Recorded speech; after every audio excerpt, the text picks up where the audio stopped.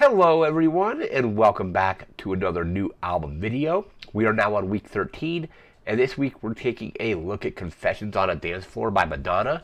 First released November 9th, 2005. Some notable tracks off this album include Hung Up, Sorry, Like It or Not, and Future Lovers. And before we get into the album proper, went to the Madonna concert last week. It was an incredibly awesome time. I picked up this shirt there as well. Got this one in the parking lot, so I don't think it's official, but I really like the kind of design of this one. She just looks awesome that way. And then I've got it's got the tour dates on the back there as well. But just a really cool shirt, and a really amazing concert. We'll talk about that in a little bit as well. But yeah, this week we're talking about Confessions on a Dance Floor. Have some notes here about it. We'll go through them, and then we'll just discuss the album and what I thought of it and stuff like that. You pull this up here. So we have this album, like I said earlier, first released November 9th, 2005. This is Madonna's 10th studio album. This one's highly ranked between like music critics and fans.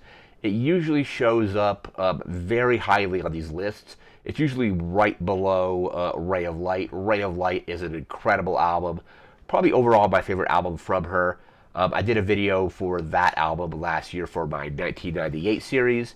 I'll leave a link in the description to where you can check that one out as well. But usually Confessions on a Dance Floor, usually Ray of Light is ranked number one on a lot of these lists.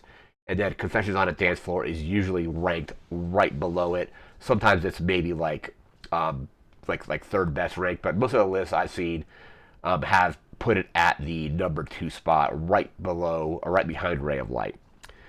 So very well received. It incorporates elements of like disco, electropop. Look at my notes here. Disco, electropop, club music, and dance music. I probably rank it as like a dance album overall. It's got some incredibly good just songs on there that have like a very good beat. The lyrics are really good. The album just flows together very well. We'll see here. The structure of the album is kind of done like a DJ, like a DJ playing a set, where they did a thing where all the songs kind of will flow together. Like the end of one song will fade right into the next song. There's no kind of gaps or anything like that. So if you're a DJ, you are generally like playing a song and then slowly kind of fading it out into whatever song you have playing next. This album does that. It reminded me of like the first half of Renaissance by Beyonce, where it kind of has a lot of the songs just kind of seamlessly moving in and out of each other. Like the first half of Renaissance is like that. I think the second half they kind of abandoned that. But on Confessions on a Dance Floor, it all from track all the way from the beginning of the album to the end, it's basically almost like it's one continual song almost. But it's kind of like structured like a DJ playing at like a club or something, and then just fading and mixing stuff together. I've done a little bit of stuff with mixing boards because my friend in high school, his brother had like just a bunch of mixing boards, and we would like always like hook up like CD players to them and kind of just mess around with like playing one song and fading it into another. So this album does that, and it does a very good job with it.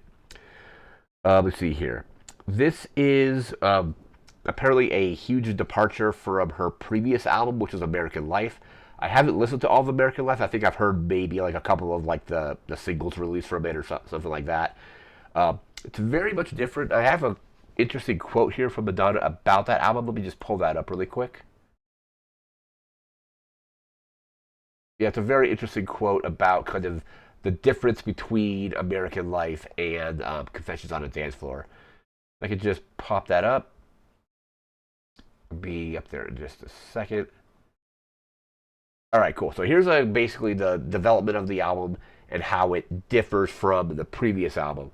So, and this is a quote from Madonna, like from like an interview or something like that. It says, "When I wrote American Life, I was very agitated. I was very agitated by what was going on in the world around me.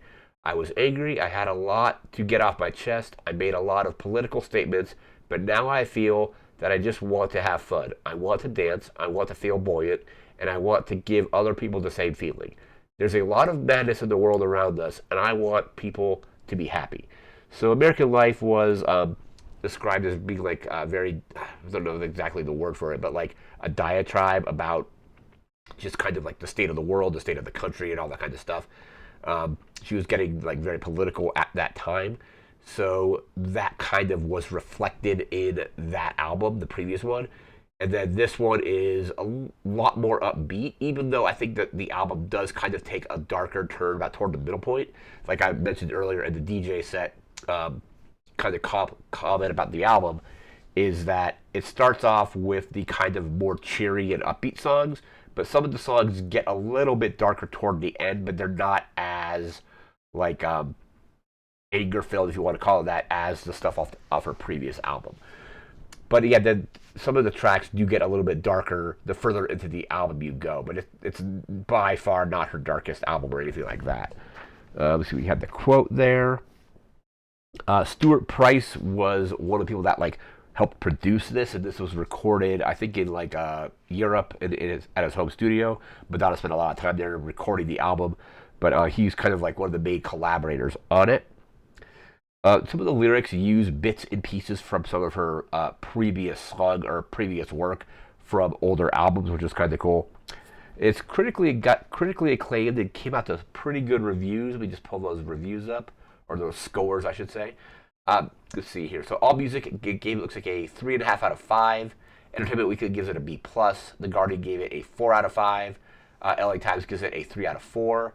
NME gave it a 9 out of 10. The Observer gave it a 5 out of 5. Pitchfork kind of is always kind of skewing a little bit lower. Looks like a 6.2 out of 10. While Q gave it a 4 out of 5. Rolling Stone looks like it's like a 3.5 out of 5. And The Village Voice gave it a B+. So overall, pretty good scores. Like I said, it doesn't do as well, or I think critically, as like Ray of Light. Ray of Light was almost like a total like reinvention of everything prior to that. I think Ray of Light is a huge turning point, kind of just in her like discussing more personal stuff in her music. If you haven't listened to Ray of Light, I would highly recommend it. But that was kind of like a huge turning point in her music there. So we got some critically acclaimed. It sold very well. Looks like it ends up being around over 10 million copies sold. And now we're going to take a look at our track list on this album. Let me bring the time up here. The time on the album is a little under an hour. It's like 56 minutes in length. And then our track list, again, like I said, 56 minutes and 12 tracks. So track 1 is Hung Up.